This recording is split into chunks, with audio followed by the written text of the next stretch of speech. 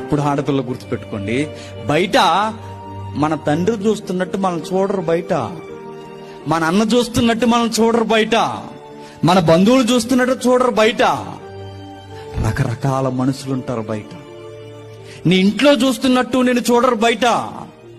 నేను పైనుంచి కింద వరకు రకరకాల తప్పుడు చూపులు చూసే కళ్ళు ఉంటాయి బయట. ఎలా చిదిమేయాలని అవకాశాల కొరకు తిరిగే పోకిరి జంతువులు ఉంటాయి బయట.